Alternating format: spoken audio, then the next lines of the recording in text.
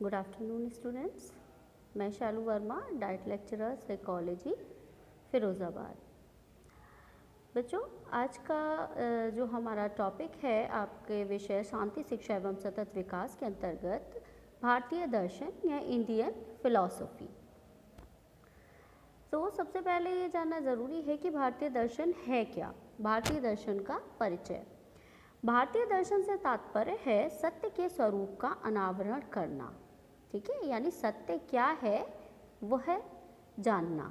आत्मा को परमात्मा एवं ब्रह्म का अंश माना जाता है, अतः ब्रह्म अथवा आत्मा को सत्य माना गया है। इसी कारणवश भारतीय दर्शन का उद्देश्य जो है ब्रह्म दर्शन या आत्म दर्शन है, और भारतीय दर्शन का आधार अध्यात्म है। भारत में दर्शन उस विद्या को कहा जाता है जिसके द्वारा तत्व का ज्ञान हो सके। तत्व दर्शन या दर्शन का अर्थ है तत्व का ज्ञान। मानव के दुखों के निवृत्ति के लिए तथा ज्ञान कराने के लिए ही भारत में दर्शन का जन्म हुआ। दर्शन का देखिए क्या अर्थ है। पाणिनीय व्याकरण के अनुसार दर्शन शब्द दृश्य प्रेक्षणे धातु ल्यूट प्रत्यय करने से निष्पन्न होता है। अतः दर्शन का अर्थ दृष्टि या देखना, जिसके द्वारा देखा जाए या जिसमें देखा जाए होगा।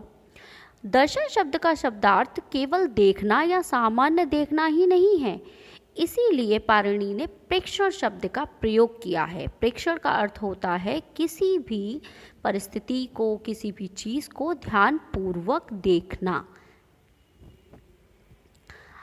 भारतीय दर्शन का स्रोत क्या है। देखिए, भारतीय दर्शन का आरंभ जो है वो वेदों से होता है। वेद भारतीय धर्म, दर्शन, संस्कृति, साहित्य आदि सभी के मूल स्रोत हैं। आज भी धार्मिक और सांस्कृतिक कृत्यों के अवसर पर आप वेद मंत्रों का उच्चारण सुनते होंगे, उनका गायन सुनते होंगे। अनेक दर्शन संप्रदाय वेदों को अपना आधार और प्रमाण मानते हैं। अब प्रश्न उठता है कि भारतीय दर्शन जो है उसकी क्या विशेषताएं हैं। भारतीय दर्शन जो है वो है क्या। तो फर्स्ट आपका है भारतीय दर्शन का व्यवहारिक स्वरूप, कि भारतीय दर्शन जो है वो बहुत ही व्यवहारिक है, क्योंकि इसमें सत्य का साक्षात दर्शन का प्रयास किया जाता है। क्या सत्य है, इस जीवन का क्या सत्य है, उसको जानने का प्रयास किया जाता है। कोई कोरी कल्पना नहीं है। अध्यात्म भारतीय दर्शन का प्राण है, तो धर्म, आचरण एवं शुद्धि जो है इसका व्यवहारिक स्वरूप है। इसीलिए कहा जाता है कि भारतीय दर्शन जो है वो आज के परिप्रेक्ष्य में भी बहुत ही व्यवहारिक है। सेकेंड है आपकी विशेषता आध्यात्मिक भारतीय दर्शन का मूल्य। आध्यात्मिकता जो है वो भारतीय दर्शन का मूल तत्व है। भारतीय दर्शन जो है वो मूल रूप से आध्यात्मिक है। यह आत्मा के अस्तित्व को स्वीकार करता है और संसार को एक शक्ति द्वारा निर्मित मानता है। इसका यह मानना है कि यह जो पूरा संसार है इसे कोई शक्ति संचालित कर रही है, जिसे आत्मा कहा जाता है। इसका उद्देश्य व्यक्ति के बौद्धिक एवं भावनात्मक चिंतन को शुद्ध तृष्णाओं से मुक्त कराकर परमानंद की प्राप्ति करना है। इसका लक्ष्य मुक्ति या मोक्ष है। नेक्स्ट है आपका वसुदेव कुटुंबकम की भावना सन्निहित। भारतीय दर्शन में वसुदेव कुटुंबकम यानी कि सभी का कल्याण हो, सभी भाई भाई हैं, सभी एक समान हैं की भावना जो है इसमें सन्निहित रहती है। भारतीय दर्शन में सहिष्णुता की भावना भी पाई जाती है। सत्य एवं अहिंसा पर बल दिया गया है।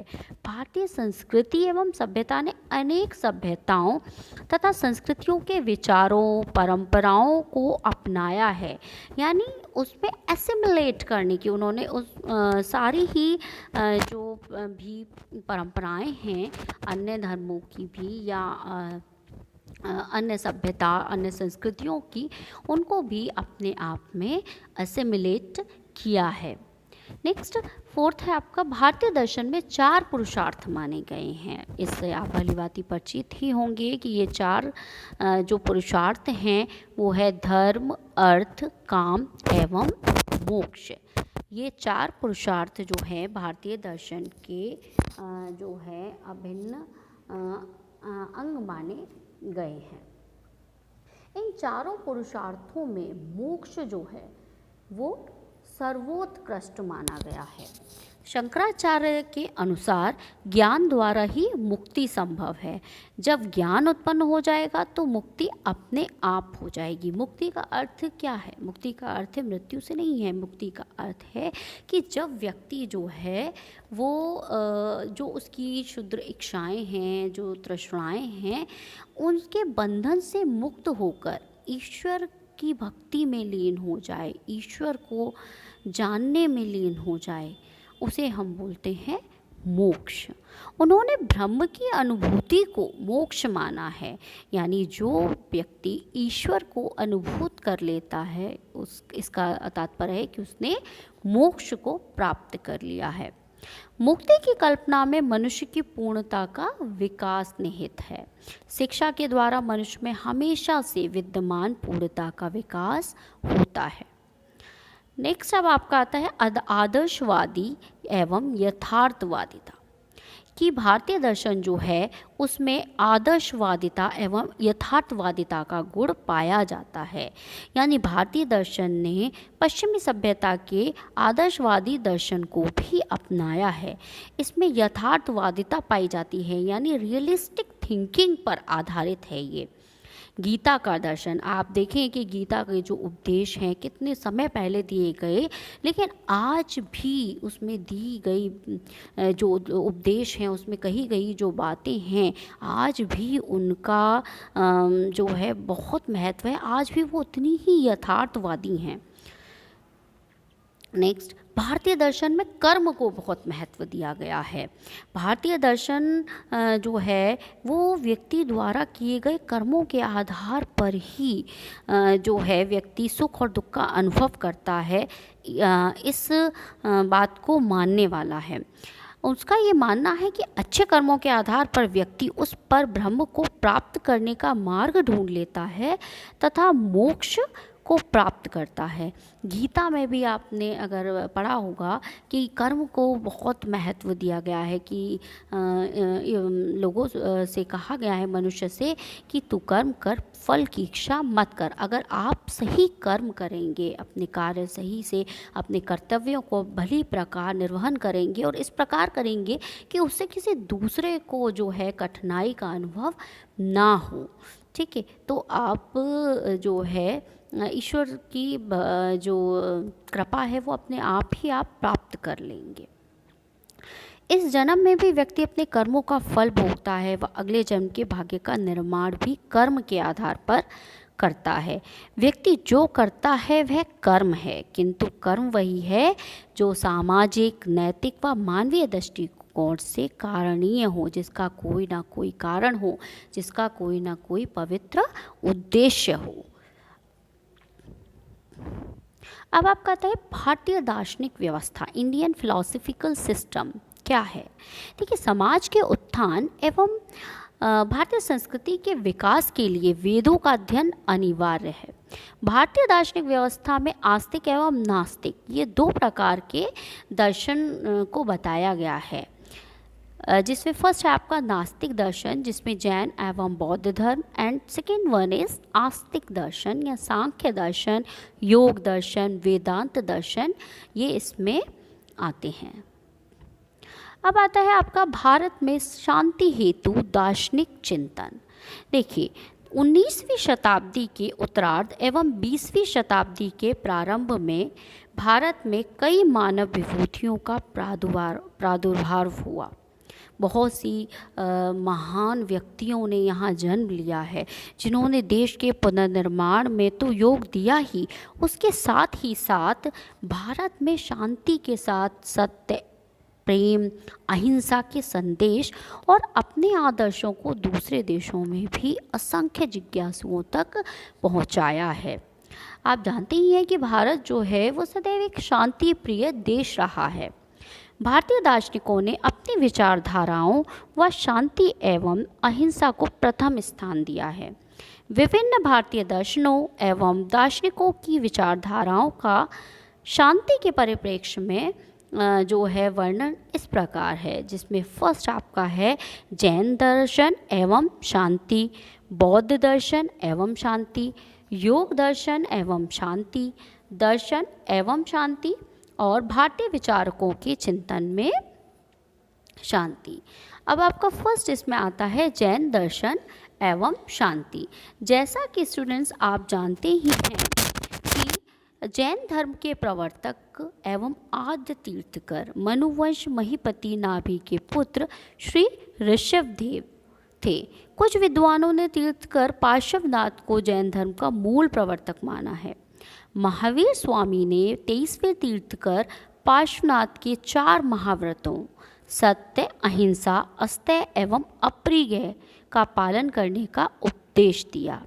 अहिंसा, जैसा कि आप जानते ही, अहिंसा यानी मन, वचन एवं कर्म से किसी भी जीव को नुकसान ना पहुंचाना, सत्य बोलना, हमेशा चीज़ों का अप्रिग्रह ना करना।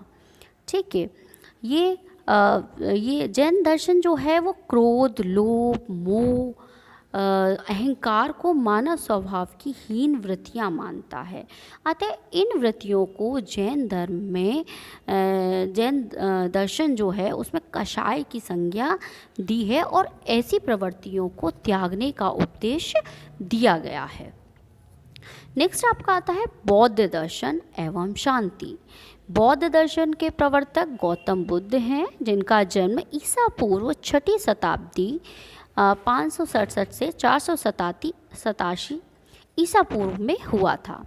महात्मा बुद्ध ने अपनी दार्शनिक विचारधारा को 4 आर्य सत्य, 4 फोल्ड ट्रुथ में व्यक्त किया था, जो हैं सर्व दुखम, सांसारिक जीवन दुखों से परिपूर्ण है, दुख समुदाय दुखों का एक कारण है, सभी दुखों का एक कारण है, दुख निरोध दुखों का अंत संभव है, दुख निरोध गामिनी प्रतिपद यानी दुख के अंत का उपाय है। इन 4 आर्य सत्यों का अनुसरण करने वाले प्रत्येक व्यक्ति के मन में शांति की भावना व्याप्त हो जाती है। उनका ये मानना था कि जो व्यक्ति इन 4 आर्य सत्यों को समझ लेता है, इनको मान लेता है, उसमें शांति की अवस्था को वो प्राप्त कर लेता है। महात्मा बुद्ध के विचारों ने मात्र भारत में ही नहीं वरन और देशों में भी, विदेशों में भी जो है शांति की स्थापना की है। महात्मा बुद्ध के उपदेशों से प्रभावित होकर प्राचीन काल में आप जैसा जानते ही हैं कि सम्राट अशोक ने हिंसा के मार्ग को त्याग कर शांति एवं अहिंसा के मार्ग को अपना लिया था और अपना शेष जीवन उन्होंने बौद्ध धर्म के प्रचार एवं प्रसार में ही लगाया था। नेक्स्ट आपका आता है योग दर्शन एवं शांति। महर्षि पतंजलि योग दर्शन के प्रतिपादक हैं, इसलिए कुछ लोग इसे पतंजलि दर्शन भी कहते हैं। योग का शाब्दिक अर्थ क्या है? योग का शाब्दिक अर्थ है समाधि। पतंजलि ने योग का अर्थ चित्त वृत्तियों का निरोध माना है, यानी हमारी जो चित्त वृत्तियाँ हैं, जैसा कि मन हमारा चंचल है, मन पर कंट्रोल करना और हमारी जो इच्छाएं हैं उन इच्छाओं पर कंट्रोल करना, उन पर नियंत्रण करना ही योग माना गया है। योग में जो है जो व्यक्ति अपनी इन चित्त वृत्तियों पर नियंत्रण कर लेता है उसे योगी कहा जाता है।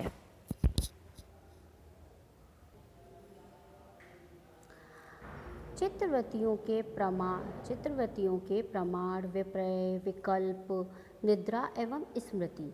योग को पतंजलि ने आंतरिक शांति का साधन माना है। अष्टांग योग मार्ग के मुख्य कार्य यम, नियम, आसन, प्राणायाम, प्रत्याहार, धारणा और समाधि हैं। जिसमें यम का क्या अर्थ है, देखिए यम का अर्थ है मन, वचन एवं कर्म का संयम। इसके लिए सत्य, अहिंसा, अस्तेय, अपरिग्रह एवं ब्रह्मचर्य व्रत का पालन आवश्यक है।